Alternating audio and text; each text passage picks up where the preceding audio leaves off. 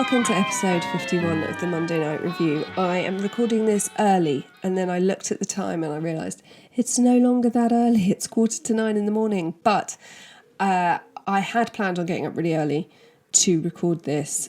I'm not a morning person, so when I looked at the clock and it was 8 o'clock and I thought I could record now, that is early for me. It's half term, so I haven't had to get the kids into school. My mum is having a sleepover with my youngest, who is the loudest thing that's ever hit the planet, so it's quieter in this house than it would normally be. But I went off and moseyed down to the orchard and let out the new little chickens that arrived yesterday from my friend who is moving. So I've got her chickens for a year, and they are the sweetest little darlings, but I have to go and supervise just to make sure that my big rough ducks are not being mean. And one of the chickens had laid an egg. Felt very privileged. It's the world's smallest egg. What a way to start the day. So I got a little bit distracted. So I hope if you're having half term, it's bearable, or you are doing what I did for the whole of lockdown, which was supervise my children with my earphones in, listening to some true crime, so that I had some sense of adulting during the whole experience. I also I've got two recommendations. I mean, one of them is out of date by quite a long time, or over 100 years or so. But anyone who follows my regular Instagram, not the Monday Night Review Instagram, but my Corinna Harrod Instagram, will possibly know that I'm reading Agatha Christie in chronological order, the main novels, not the short stories, because she's my favourite and I've read them all. So I'm doing it in chronological order, and I've got to At Bertram's Hotel, which is a Miss Marple, and I really love it. It's like an old school London tale, and so I'm really enjoying that. So if you need some old-fashioned crime, it's not always the most politically correct, I will say. Some people find her deeply offensive, but it's just such good escapism, and I love the way she writes, and I love the fact that she's just so clever. She tells you everything you need to know to solve the crime. Still, you can't do it, although I can, because I've read it 100 times. Also, I watched a documentary the other day about a case that I kept hearing about and stupidly mixing it up with another case. So, Smiley Face Killers documentary, which is fantastic. 6 episodes.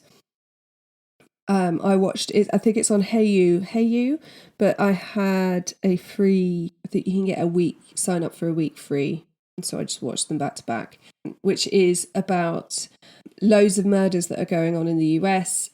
I think mostly around like Michigan, where fit, healthy young men just get separated from their friends on a night out and disappear and turn up days, weeks, months later in some body of water, and their decomposition doesn't fit, and quite often there's GHB in their system, and it's just really interesting. And in my head, when I heard people referring to the smiley-faced killers, I was thinking about Keith Hunter Jesperson, the happy face killer. So it was really interesting. So if you like a good true crime documentary, this is done really well. It's headed by these retired police detectives, some of whom are from the New York and Boston, so they've got really good accents. If you're a British person and you like a certain American accent, we've got New York and Boston really going for it there, and it's incredibly interesting. They've put together this idea that actually that these killings are linked, and it's just really, I mean, the thing is that you have people going, well, there's no way it's these are all linked, but that actually they've all been ruled as accidental deaths. So even if they're not all linked, the fact that they're getting re-looked at as a homicide is perfect. Now back to today's episode. It's another topic that resulted in me getting into something I hadn't intended to, and being reminded that the Midlands can be a really dark, dark place. But we're starting in America, and I had completely forgotten about this until Joe mentioned it the other day. It feels like a real feature of growing up in the 80s and life before computers, smartphones, and social media. And so, in the words of my husband, on today's episode, we're going to talk about whatever happened to the milk carton kids. So this is mostly in America, but as you see, I was wrong. It did happen in the UK briefly. But yeah, I associate this with like American TV in the 80s. There would be a kid's face on a milk carton. In 1984, shoppers in Des Moines, Iowa had a shocking surprise when getting their morning milk. Anderson Erickson Dairy had printed the photographs of two boys on the side of the milk cartons. 12-year-old Johnny Gosh, who'd been missing since September the 5th, 1982, and 13-year-old Eugene Martin, who'd been missing since August the 12th, 1984, both of whom had vanished while delivering newspapers for the Des Moines Register. This then influenced a similar milk carton advertising program for missing children in Chicago, Illinois, and support from the police, and then in California with support from the government.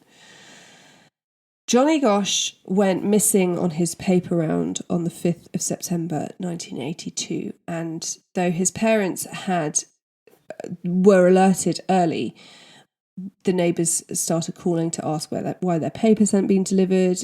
Because there was no ransom note, the police waited 72 hours before declaring it a missing persons case and starting a search.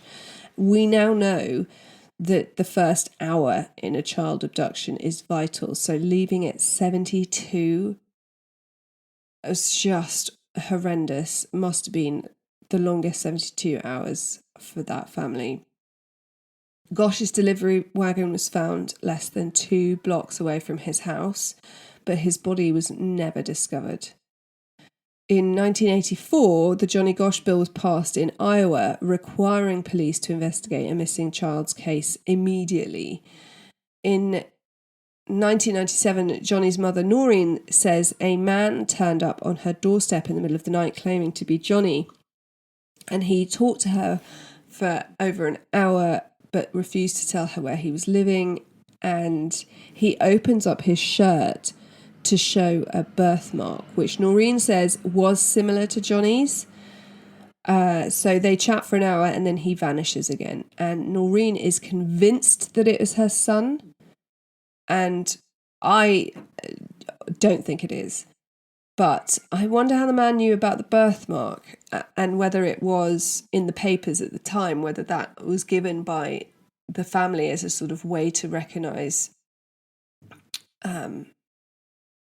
the boy, because obviously you had limited photos, limited reproduction. They had yet to do the aging process in pictures. So whether she'd given the birthmark as a sort of identifying factor, like you would give a tattoo for an older person or anything like that, I wonder. But the birthmark is interesting that he would even know to show her. But apart from that, I'm assuming it's just a weirdo, because I'm afraid to say I think Johnny Gosh is no longer with us. On the morning of the Sunday, the 12th of August, 1984, 13-year-old Eugene Martin left his parents' home at 5 in the morning to deliver the Des Moines Register newspaper. And he normally delivered the papers with his older stepbrother, but on this day he went alone so he could earn some extra money to go to the Iowa State Fair. Now, he's seen talking to a clean-cut white male in his 30s, sometimes between 5 and 5:45 that morning. Some state that they appeared to be in a kind of friendly conversation, and others said they saw the teen folding papers and talking to the man sometime between 4:45 and 6:05. But at about 6:15 that morning, Eugene's bag was found on the ground with 10 folded papers still inside. And when customers called to report not receiving their papers, the manager goes out, sees the bag on the floor, and then just delivers the rest of the papers himself. So it wasn't immediately reported that he was missing. But his disappearance was linked to that of Gosh, and the police who worked on the case, who are now retired, are still trying to find out who did it and any other linked cases. They believe that they're so similar that it's got to be the same person, but also why is there 2 years in between? So they're trying to see if there are any other missing children in the 2 years between 1982 and 1984 that could be linked to the same person. I mean, they're still thinking about this case because it was such a big deal, and again, no body was ever found.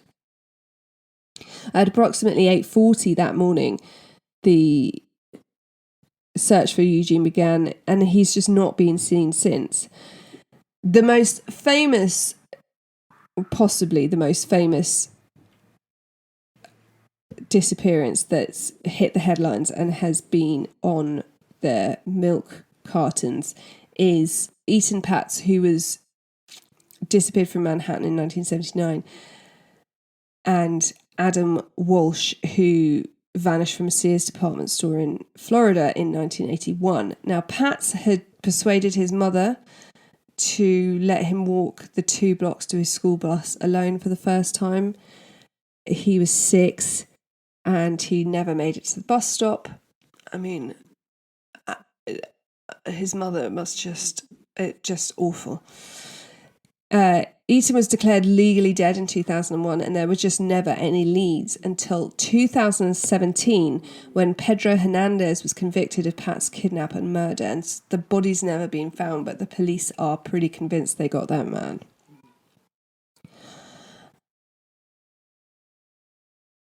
So one thing that's definitely worth noting is that there is definitely some controversy about the milk carton kids.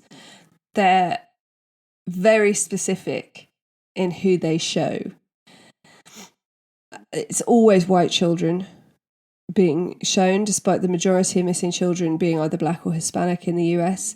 And for children of colour, it is more likely that when they are reported as missing to the police will put them down as having being a runaway, and there will be little or no media attention. And it's pretty much the same today. Obviously, there are no milk carton kids anymore, but it's a huge ongoing problem that the focus will be on white kids from a certain background, and that will come up later when we move to the UK.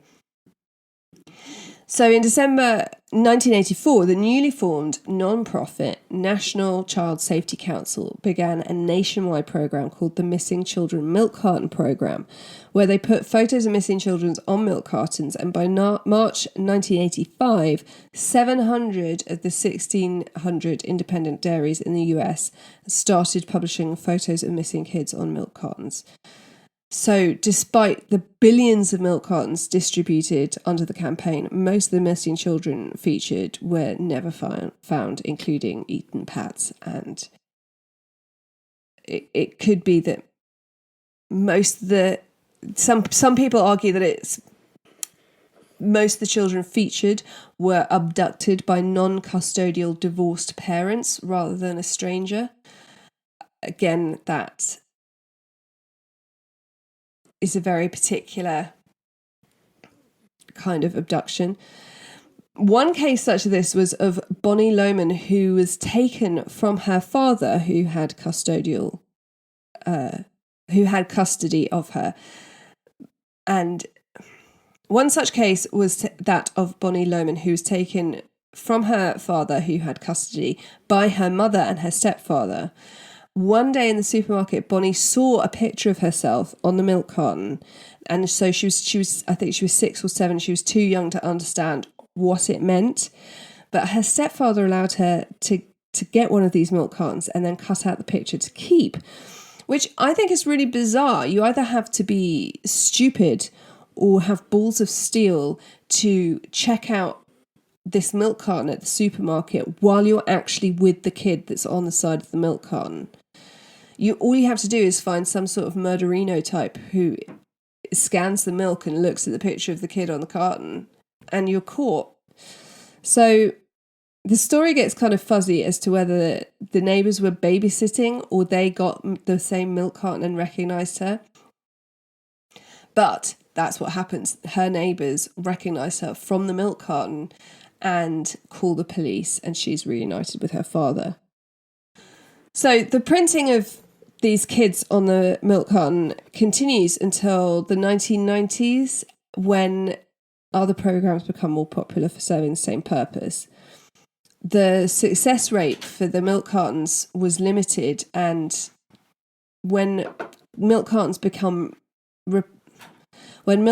are replaced by plastic jugs, they kind of no longer hold pictures in the same way. So there's been quite a lot of criticism for the ads about how effective they were, how racist they were, how they incited the fear of stranger danger, and then lots of paediatricians were concerned that they were going to terrify children who would think that they could be abducted at any minute. Now, I'm not sure there's any harm in that. Obviously, you don't want your child terrified, but I have 3 sassy boys at home, and kids at a certain age do feel like they're invincible. So being aware that, the reason your mum isn't keen on you walking yourself at night when you're 6 is because these kids have been abducted. I'm not sure is that much of a bad thing. And there's one woman who wrote an article that I was reading, said she just felt bad for the families and she wanted the families to be reunited with their kids. She didn't equate it to this could happen to you. She was just, concerned for the families. I do feel like perhaps the families will have felt like something was being done. I've lost my kid in the park for minutes, and it has felt like the worst and terrifying and longest minutes of my life. So I can only imagine how horrifying it must be to lose them for days, weeks, and then forever. And I think I would feel like it was a way before, internet and social media and all of that, to get the kids' faces into people's homes. Because even now when kids are abducted, if you take them somewhere and you pass them off as your kid, or you're walking around and, do you know what I mean? People don't question it necessarily. So I feel like if as a parent, I'd feel at least that my child's face was out there and we had a chance of them being recognised if they had been abducted and not murdered. But what made the most difference in missing child cases is the development of the Amber Alert system. So Amber I never knew this word. It's a bachogram, I believe. Amber stands for America's Missing Broadcast Emergency Response, and is created in reference to Amber Renee Hageman, who was abducted and murdered in 1996. And in America, there are regional alerts named after children who've disappeared in that area. So in Georgia, it's Levi's Call-In in memory of Levi Frady. And in Arkansas, it's the Morgan Nick Amber Alert in memory of Morgan Nick, who was abducted at a Little League game. So the Amber Alert rolls out alerts to all news stations, newspapers, police forces, emails, radio stations, commercial electronic billboards, and I believe mobile phones. We don't really have that in the UK, but I know that my American friends get certain things pinged to their phone about like tornadoes or something. So I believe it also pings out to people's phones. And that was so much more effective. And obviously, as the internet grew and things, you could get people's faces out, and the involvement of computers, where the case of the Yorkshire Ripper is the big one. And I believe the Zodiac, where before computers, everything is done on paper. And so the paper trail just gets so huge and unmanageable. And I can imagine with missing kids, you're going across states, it's very hard to share information or make sure that everyone has the necessary information. Whereas as computers developed and things could be sent electronically, it just makes a huge difference to missing child cases. And the fact that they worked out that the first hour is crucial. You can't just sit back for 72 hours and hope that a 6-year-old is going to come back and say, sorry, I went out to the pub for 2 days. In 2000, the parents of Molly Bish put their daughter on a milk carton after the 16-year-old disappeared from her lifeguarding job. Now, tragically, the milk carton tactic didn't help.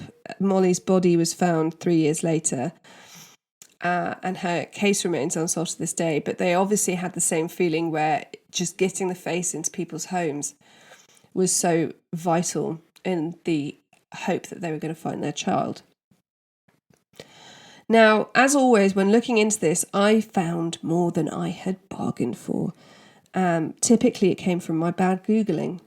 There's a lot of bad Googling that goes on in this house. I thought they only did pictures of milk carton kids in America, but they did it once, as far as I know, once in the UK, and that was after the disappearance of Patrick Warren and David Spencer on Boxing Day 1996. So both these boys lived near Solihull in Birmingham. Both boys were a little off the rails. 11-year-old Patrick Warren was one of 7 siblings. He loved football and taking the piss out of his mum for her Irish accent when she was cross, and was cheeky and a bit of a handful. So he's, there's no doubt that he was difficult. If he was a girl, we'd say that he was spirited. But he's bright and he's kind and not a malicious boy. And then there's 13-year-old David Spencer, who was a keen boxer and was really bright, but he had a real problem with authority. He'd been kicked out of mainstream school by the time he was 12, and his mum said you just couldn't tell him what to do, he would not have it. So they are friends, they live on the same estate, and they are out late on Boxing Day night. So I think their mums probably left them to be a bit wild because they won't listen to what they're told. They've got other siblings, and they live on the same estate, so you kind of don't assume that something terrible is going to happen to them. They're together. There's a lot, we'll get into that later, but there's a lot about how they can look after themselves, which is fine, but they're still kids. So they're out late on Boxing Day night and they get to David's home just before midnight, and David tells his mum that they're going to stay at Patrick's brother's house, which is just around the corner.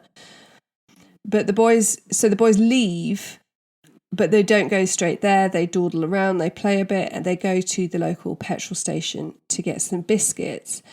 And then they walk off towards the local shopping centre, and they are last seen by the petrol station worker at 12:45 that morning, the morning of the day after Boxing Day. And that's it. That's the last time they're seen. When the boys aren't found, nobody's too surprised or worried. The word that keeps popping up when people are talking about them, especially David, is that they are streetwise. By all accounts, he could fend for himself with no problem. He liked boxing. But the problem is, you can be really streetwise. You're still, like, if you look at an 11-year-old boy, most of them are still not big boys. It's a very difficult, it's a very different time for kids, 11, 12, 13, You can get some 14, 15-year-old boys who still look like kids and some who look like massive teenagers. So I feel like a lot was put on these kids being tough and streetwise and things, but, they're still little boys. What's really frustrating is the police had already fluffed the start of the search because they found Paddy's new bike that he'd got for Christmas that was a huge big deal present. A bike at that time was a huge present. So he'd just got it for Christmas the day before, and they find it abandoned by the petrol station where they were last seen, where they'd got the biscuits. But they didn't really identify it as belonging to the missing boy, despite it being mentioned in the description of who they were looking for, because he was riding it. And when they did realise it was his, they failed to see the significance that it would have. I think they just thought, these are rough boys. They've just left their bike. They don't care about anything. But actually, no boy leaves behind his brand new bicycle lying by the road and wanders off. Absolutely not. As time goes on, the police, who are still relatively relaxed, there's a 500 reward offered, and in late January, they hold a press conference where the mothers appealed for their sons to come home. Still nothing. So then in April, Paddy and David become the first children to appear on a 4-pint milk carton in 770 Iceland stores as part of a campaign by the National Missing Persons Helpline. The fact that it says they're the first implies that maybe there were more, but it was done with the hope that it would be as effective as the US equivalent, although in hindsight we've just looked and seen that very few of the kids that were put on the milk cartons in the US were actually found.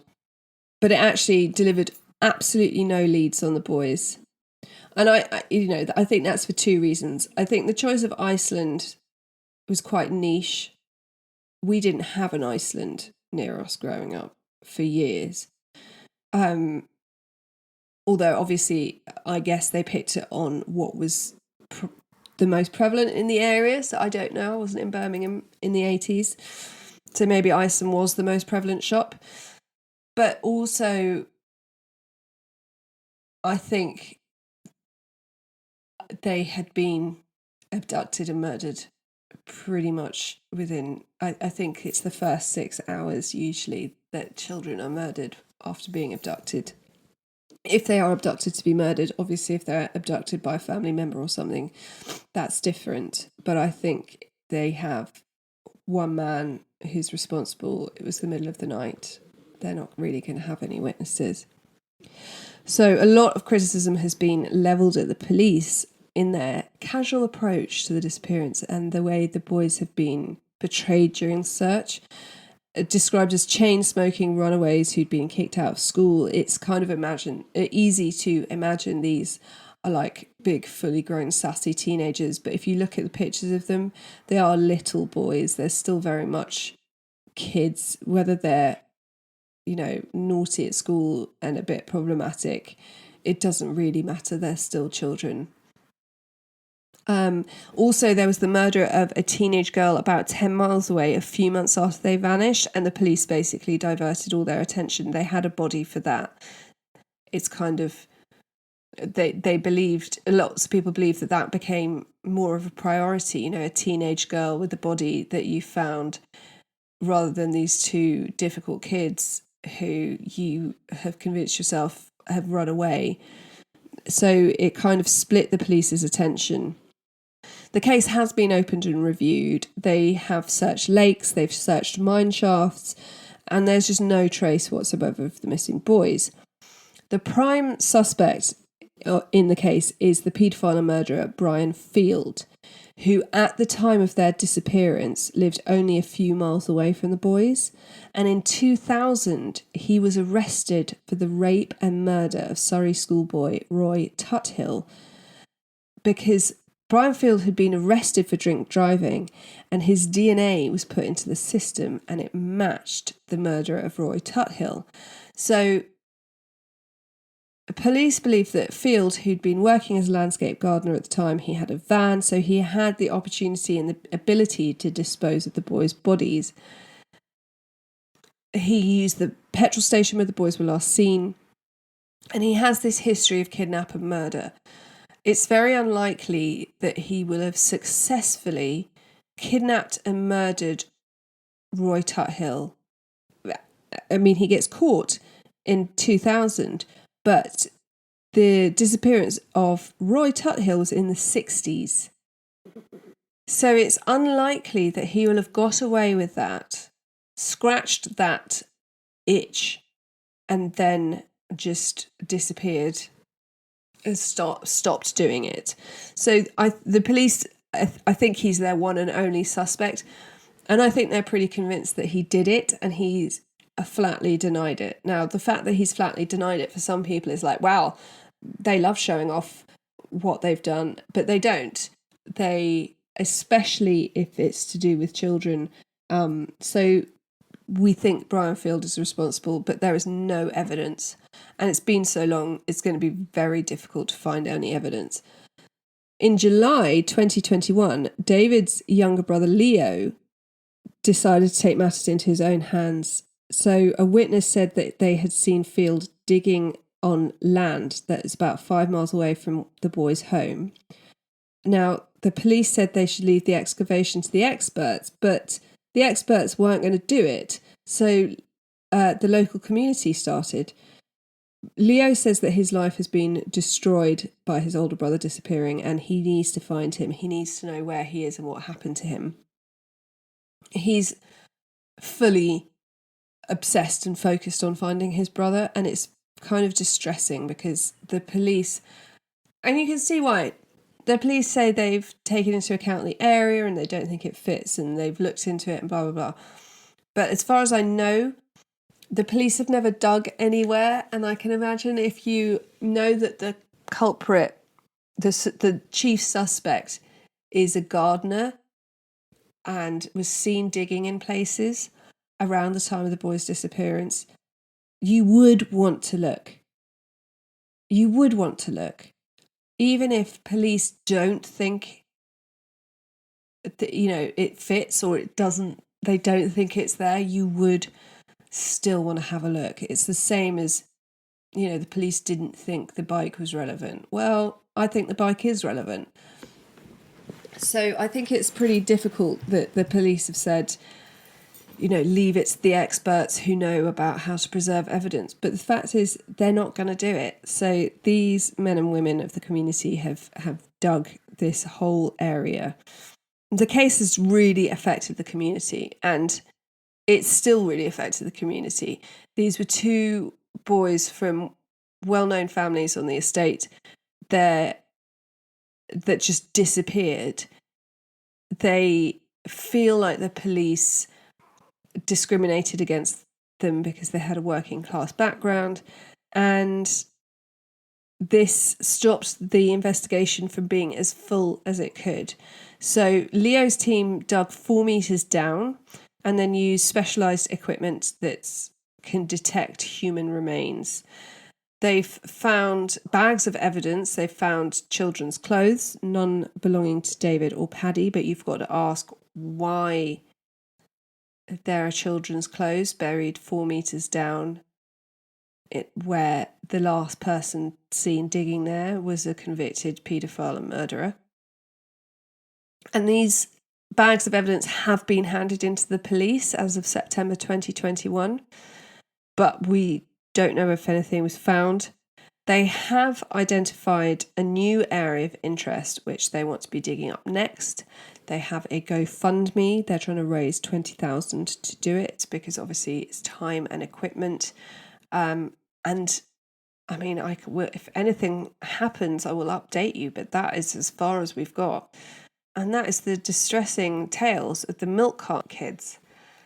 I don't know why, I just sort of assumed that you would have the faces on the milk cartons and they'd all be found and happily reunited. But Bonnie is pretty much the only one, I think, who is found and reunited. And a lot of the kids have never been found. I mean, I do try and do vaguely light-hearted or history-based episodes, and it's mired by death and destruction. So I apologise for that. As always, I love to have your emails, so do email themondaynightrevue@gmail.com. You can find us on social media at The Monday Night Review. I would love to know what your favourite episode has been so far, as we've now done a year's worth of episodes. And don't forget that you can join our Patreon, which is The Monday Night Review on Patreon. There are different tiers and you get some spooky stories over on there. Quite often I'll find something that I'm interested in that isn't long enough to do an episode of. So if I find something that I'm intrigued about that is too small for an episode, it will go on the Patreon. I might start doing mini recordings and putting them up there for anyone who is a patron. And until next time, be kind, stay safe, and always check the back seat before you drive.